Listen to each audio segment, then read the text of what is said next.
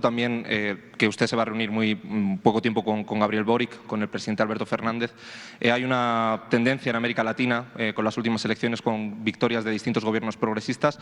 México tiene una política exterior muy bien definida, clara incluso en la Constitución, que es un caso casi único en el mundo, con principios muy firmes, el de no intervención, respeto a la legalidad internacional, autodeterminación, etcétera.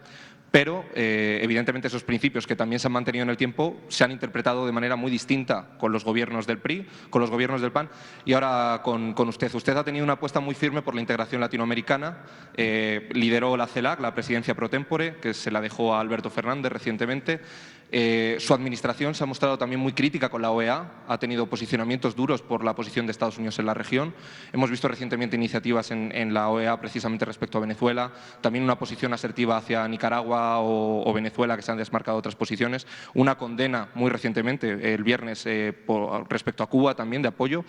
Y la cuestión es, en primer lugar, ¿qué diferencia, pese a que se mantengan los mismos principios, su política exterior de la de gobiernos exteriores?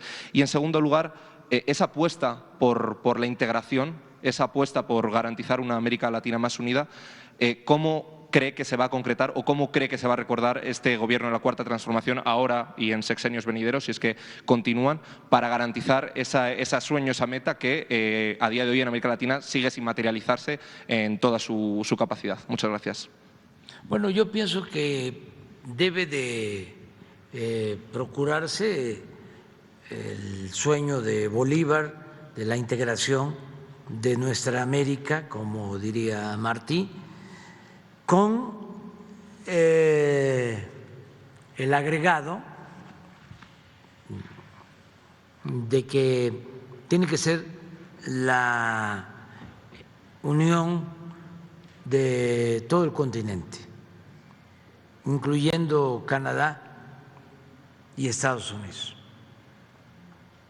Se tiene que buscar una integración económica, comercial, política, con respeto a las soberanías de los países. Ese es el planteamiento que tiene México. Pero eso va a significar un cambio también en la política, sobre todo de Estados Unidos, para con América Latina y con el Caribe. Han habido signos positivos, diría, otros no. Es positivo el que se haya reconocido sin dilación el triunfo del presidente Petro en Colombia. Es positivo el que se haya también reconocido el triunfo de Lula.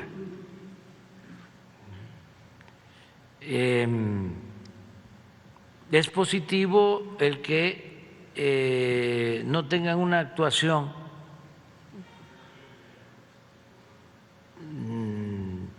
injerencista en el caso del Perú, porque se ve que ahí es más la alianza de derecha, el conservadurismo. Me da risa porque es la alianza Fujimori-Vargas Llosa. Ahí les recomiendo que lean el libro de Vargas Llosa que se llama Como pez en el agua, después de su elección, cuando enfrentó a Fujimori. Pero las vueltas que da la vida, cómo cambian las cosas. Pero no veo ahí injerencismo estadounidense. Es positivo también el que se estén reiniciando relaciones con Venezuela. de Estados Unidos con Venezuela. Es positivo el que, ya va como la quinta llamada, el que no se hayan pronunciado en contra, que no deberían de hacerlo, o sea, pero antes sí, actuaban así con mucho protagonismo, en el restablecimiento de relaciones de Colombia y Venezuela. Todo eso es muy positivo, desde luego la relación con nosotros de mucho respeto del presidente Trump y del presidente Biden, de los dos.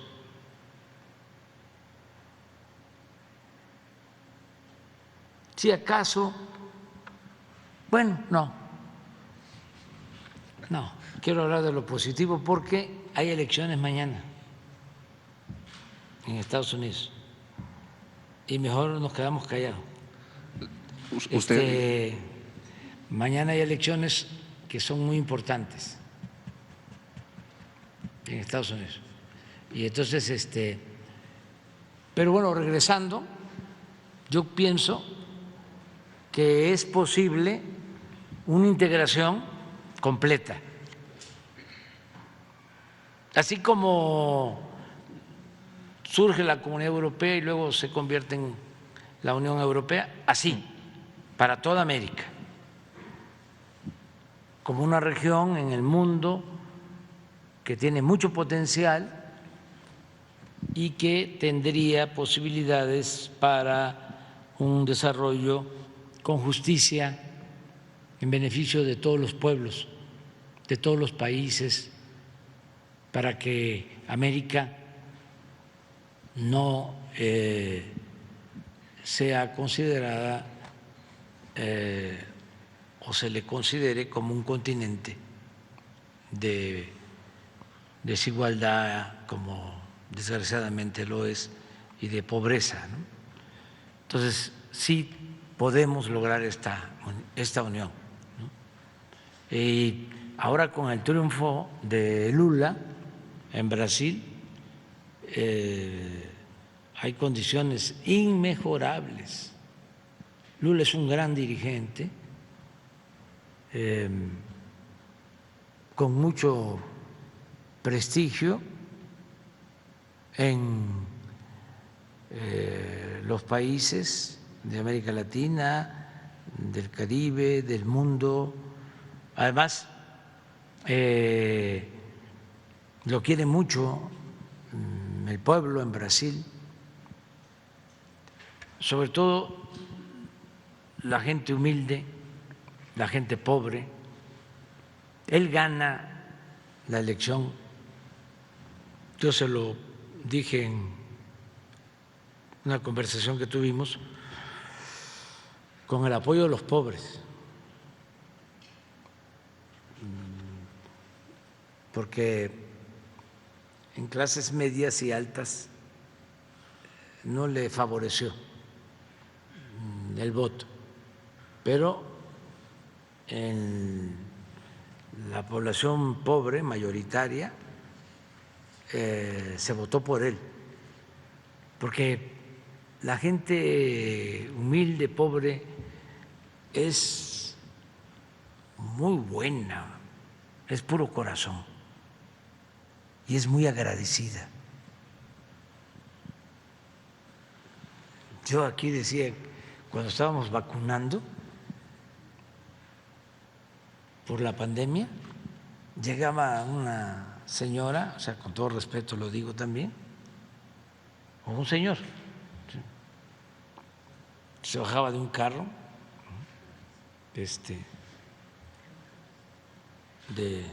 del año y ahí hacían las colas y se atendía a todos, ¿no? Pero ella, desde que llegaba a hacer la cola, ya iba enojada, la cara dura. Ya la sentaban, le daban su ficha, seguía enojada. Ay, pero qué barbaridad, cómo tardan. Y tardaban 25, 30 minutos, 40, y ahí estaban todos, ¿eh? Con la paciencia que tienen los pobres, ¿no? Que solo ellos, su humildad.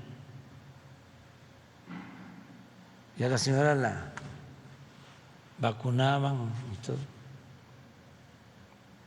Ya ni gracias ni nada.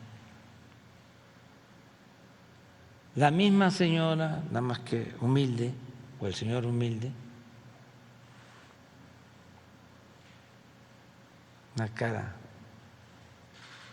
contenta, tranquila, ¿no? Y si les ofrecían a todos ahí que agua y eso, sí. Y ya le inyectaban, la vacunaban. Muchas gracias. Y a otras cosas que no puedo decir, que son religiosas, pero bendiciones. Muchas gracias. La otra señora o el otro señor, pues no me están haciendo ningún favor, son mis impuestos. Y me tienen que atender. No es así el pueblo raso, es otro.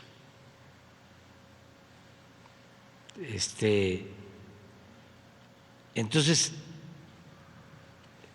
no lo dejaron de querer a Lula. Hizo un buen gobierno, lo metieron injustamente a la cárcel. Ya se pueden imaginar las campañas, ¿no?, en contra de él. Y sale, y ese pueblo de agradecido vuelve a votar por él. Porque también el pueblo sabe quién tiene amor por ellos y quién no, porque el pueblo no es tonto. Lo mismo pasó en Bolivia. Dan el golpe de Estado, quitan a Evo, sienten también los conservadores, racistas, porque ahí habría que agregar eso, de que ya pasó y vienen las elecciones, los indígenas de Bolivia calladitos, sin decir nada, evitaron la violencia, actuaron con muchísima inteligencia, no hubo derramamiento de sangre, no cayeron en la provocación, se confiaron los conservadores pensando, no, ya, porque también suele pasar que como manejan los medios de información, creen que ya tienen el control, que manejan los medios de comunicación, maneja la opinión pública, así se decía antes, ¿no? Y convocan elecciones y ¡oh, sorpresa! Esos se quedaron calladitos, que los había ayudado el gobierno de Evo, porque fue el país con más crecimiento económico en 12, 14 años,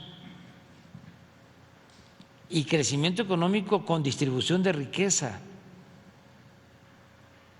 Sacó de la pobreza a millones de mexicanos, de bolivianos.